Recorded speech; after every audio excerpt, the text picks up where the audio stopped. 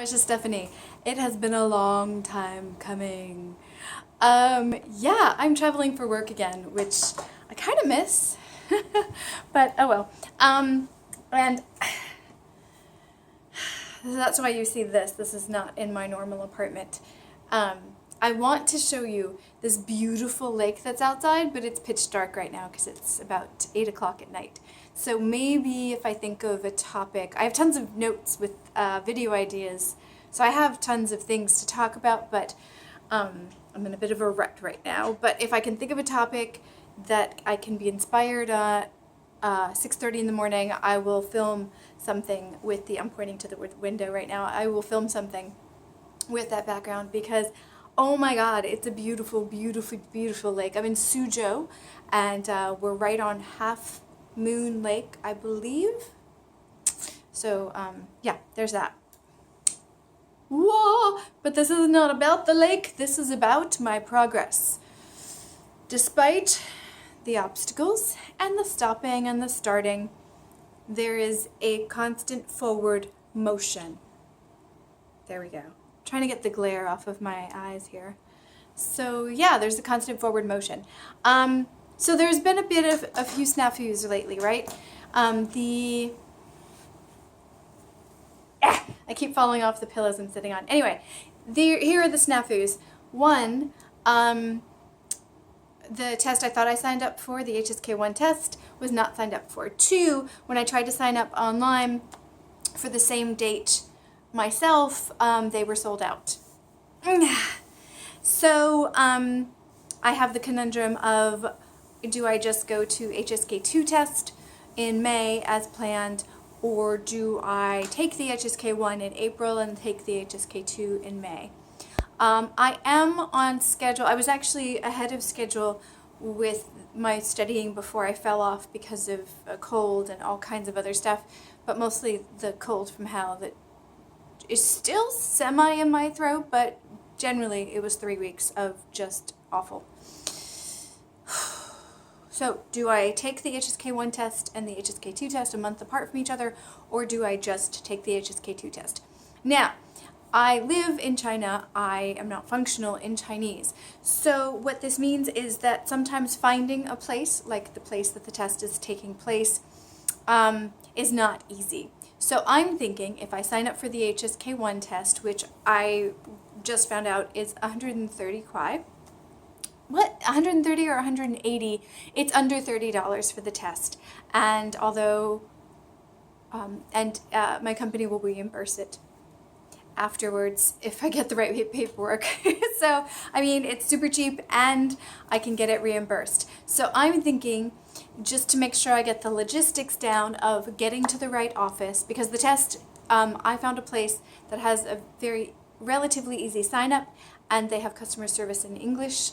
They were going back and forth with me via email in English, which I need right now because of my language level. So I want to take my tests at that place, at least until I'm fluent and able to look at other places. So anyway, so I think I'm going to take the HSK1 test in April at that place, and then go from there, and then probably take the HSK2 there as long as the HSK1 goes well and I get the right FAPIAO. Sorry, the FAPIAO is the receipt, the official receipt in China.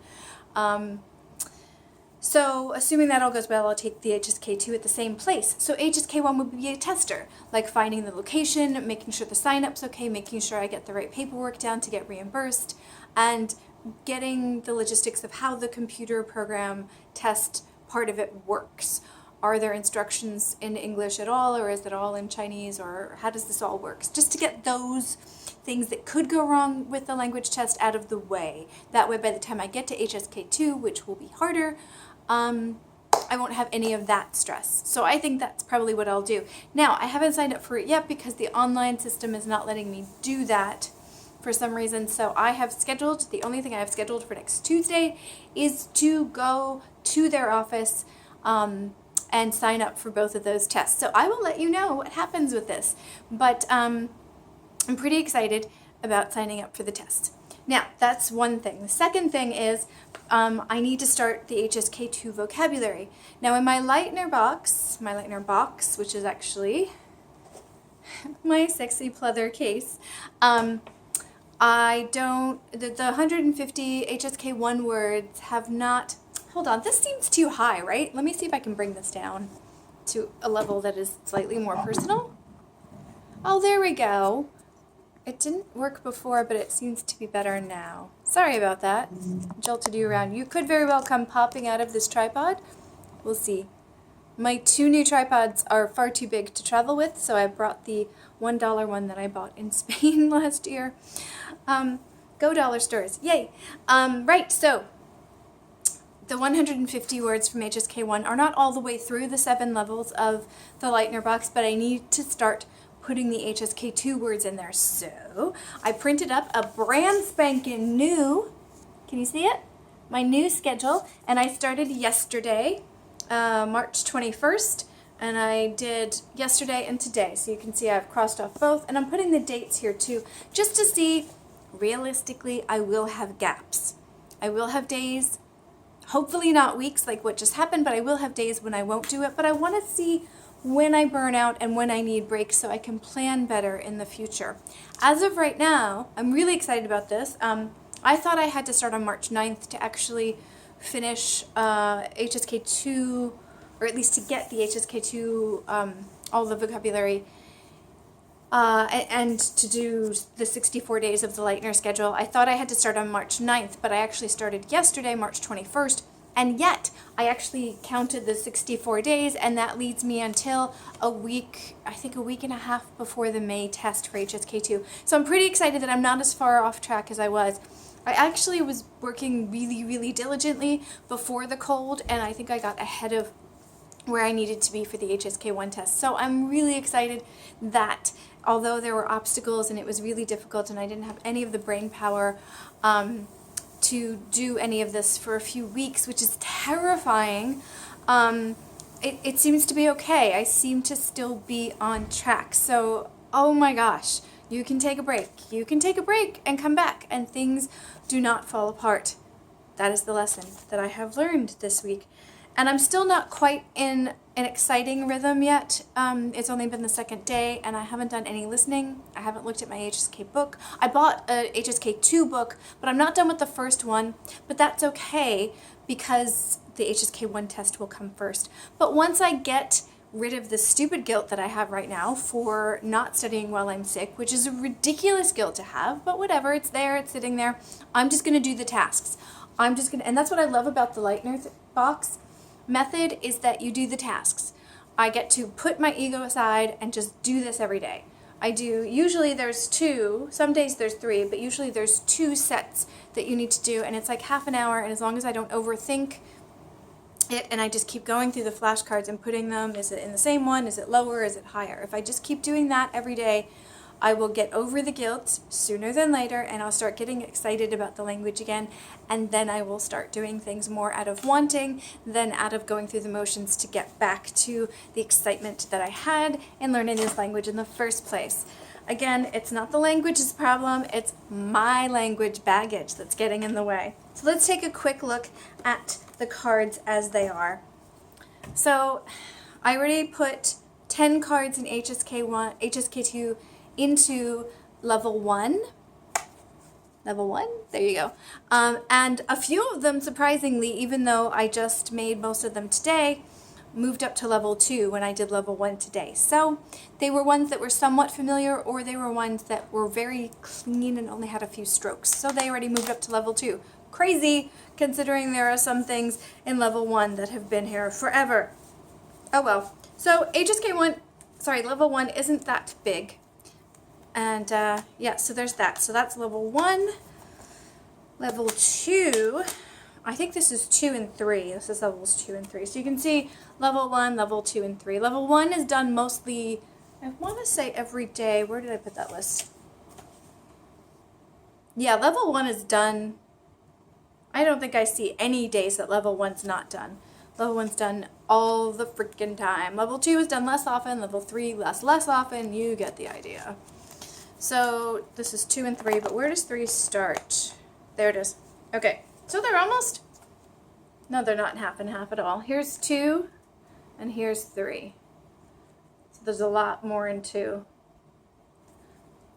Level 3 should have gone down today, but I did it for the first time since I was sick, and very few of them went up to level 4. In fact, I'm pretty sure I lost level 4, so I have to count the HSK1 cards tomorrow, or more realistically Sunday, when I have more time, to make sure they're still all in here.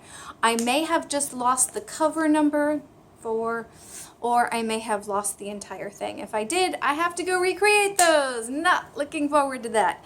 But, you know, you do what you can. Oh, so what I did, one of the reasons why it's hard to tell if I'm missing any or not, is that I didn't number the HSK1 cards, but what I'm doing on the HSK2 cards is not only am I putting this here, HSK2, but I'm putting, do you see 83? What I did, I can't believe I didn't do this for the first one. Oh wait, I'm about to get organizationally happy on you. Hold on. For HSK2, there's 150 of them. It's on, I think, 5 pages, and I numbered each of them here up to 150, and then I put that number on the card. What you saw was number 83. Might as well show you since we're here. 83 is on page 3. Coinky dink. Yeah, actually it is. All right, 83, and there we go. There it is. For all you men out there, this one's for you because it means male. Okay, so that's what I did. So I can easily make sure when I'm done with this, when I think I'm done with this, that all the cards are there, but because I can just organize them and say, hey, there's 1 to 150, done. So there's that. So I need to go backtrack and do that to the HSK1 cards, but and especially because I may have lost them. I don't know how that happened, but there's that. So anyway, so with disorganization comes organization. So many things to learn in this process. And this pack is level 5, 6, and 7. 7 doesn't have anything in it yet, but here's 5 and here's 6. I'm not going to count every one of these, but you do know that 150 HSK1 cards, and I have 20 HSK2 cards so far. And here are all of them together. So there you go. So about 170. I do have some cards that are comparisons between things that words that I keep mixing up, and those are in here too. So it's not just 170. And I'll do another video soon on some of those because some of those are brilliant. After not having seen them and it's certainly not something I created. I've seen other people do these like cards before, so I'm not saying I'm brilliant. I'm saying that type of card is brilliant, where you put 2 cards of words that you're confusing on. Sorry, you put 2 words you're confusing on one card, and you have to look at them at the same time and figure out what they are, what the opinion is, what the tones are, and what they mean. And seeing them together on one card, for me as a visual person, solidifies that they are not the same meaning, and it helps me not to confuse them. I'll probably also do this with ones that sound similar but with different tones, and I have one of those I'll show you in the next video. But yeah, for shia and shia, yeah, that was supposed to be 2nd tone and 3rd tone. Not working well, is it? One of them means some, and one of them means to write. And they look very, very different, but they have the same pinyin, different tones. So that's one example, but I'll show you that in the next video. Anyway, so there are some of those cards in there. So realistically, there's probably like 150 plus 20 plus maybe 15 of those confusion cards, we'll just call them. So there's less than 200 cards in there, and there's 150 minus 20, 130 coming right up for HSK2. But I envision, I'm making the cards pretty quick now because I'm getting more used to just memorizing them without overthinking them, and the questions will come as I work through them, especially when they're in level 1. So I can easily make 10 to 20 cards a day, but I'm only releasing 10 cards a day into level 1. I think that's realistic. If I'm very diligent, in 15 days I can get all of them into level 1. They may not go into level 2 just as quickly, but we'll see. But I'm not in any huge rush. Again, the HSK2 test isn't until May. So, but I just want to start putting newness in there. I find when I don't have new cards go into level 1, I get a little extra frustrated with the ones that are still in level 1 that haven't gone to level 2. So I need some newness flushed into the cards, added to the cards to help me kind of have some excitement with level 1, because level 1 is the most redundant. It is the hardest one. It is the one where the words are the newest, the most confusing, the hardest to just think of like that. It's super hard. I hate level 1, and I love level 1 because level 1 is where it all starts. It's where the basics of the words getting into my brain happens, but it's super frustrating because there's barely any recognition of the words when they're in level 1 versus by level 5. I just looked through level 5 today because I thought maybe I put the maybe missing level 4s in level 5 by accident. And so many of the cards I was just passing through, I was seeing like images of what they meant in my head without looking at the meaning. So, which is pretty satisfying to do considering how long it's been since I've done any of this. One final thing, one thing I might do, I forgot to do it on the new cards. I was going to put the date that they were introduced into the deck to kind of see how long it takes the cards to get to level 7. I think I should do that as soon as I stop this video, as I should go back and add the dates to those. I think I'm going to do that. Just out of curiosity, how long it takes me to get from level 1 to level 7 with most of the cards, and then to see the ones that take longer. Why are they taking longer? What can I do to help those go faster? I think that would be a good tracking mechanism to add to the Lightner Box brilliant, brilliant, brilliant method.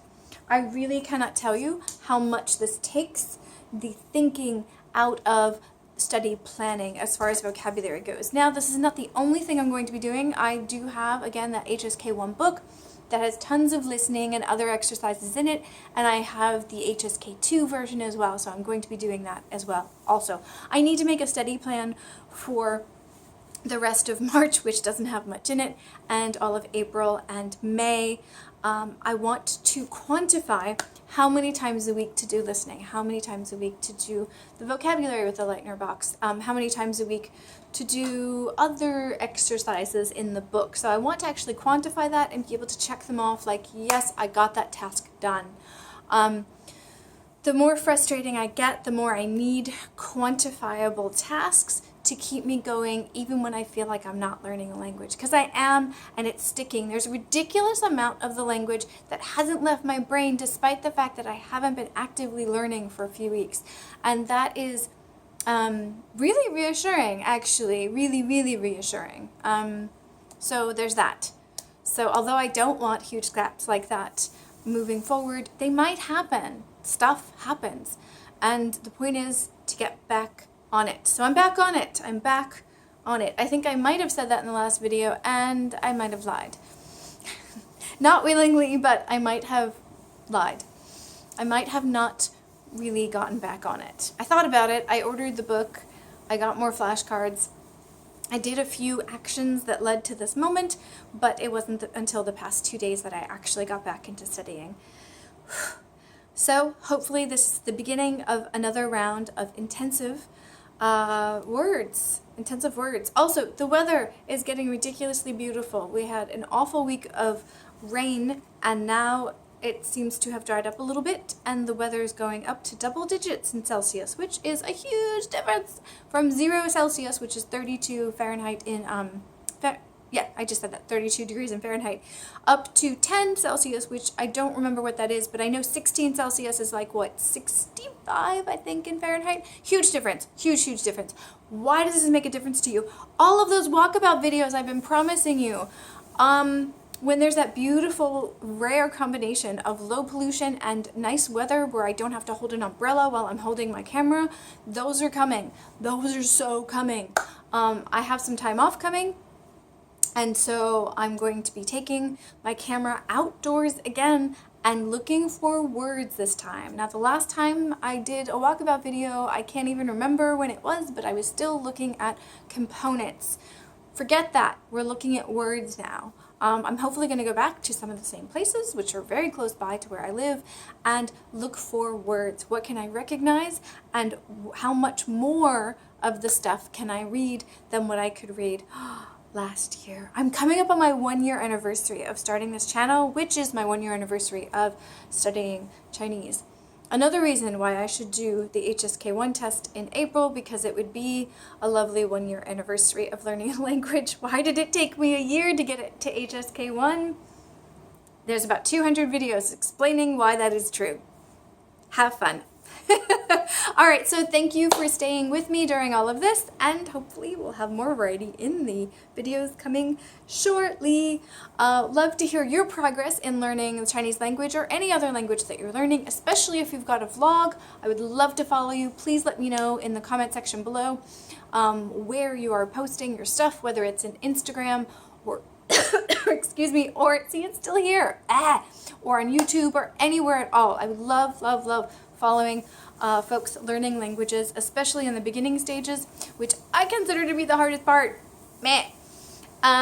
Also, I'm posting a lot more pictures with Hanzi characters, the Chinese characters, in Instagram. So I will leave my Instagram feed in the show notes below. Please do feel free to follow me there. I'm also posting them in Twitter, but since Twitter locked me out for a couple of weeks with very little customer service and an apology afterwards, which means it was their mistake, I'm a little annoyed and I got out of the habit of looking at Twitter. I love Twitter, you know, you've heard me say that a million times before, but I'm really, really annoyed that I was locked out for no random reason and I lost a lot of time and a lot of publications for my podcast, and I'm really, when it was going through a phase where I needed to have publicity, and it just, because there's a lot of reconstruction going on with my podcast. But anyway, it's totally unimportant, but I wanted to say it out loud. Twitter, you really pissed me off. Meh. But I love it, so I'll be back on soon enough. But right now, I'm going Instagram crazy. So follow my Instagram to see wonderful Hanzi characters in the wild. I posted so many pictures the past few days of just random characters that probably say the most mundane things, but holy cow, they are giant, giant, giant characters out in the wild, and they look so cool. All right, more soon. 再见.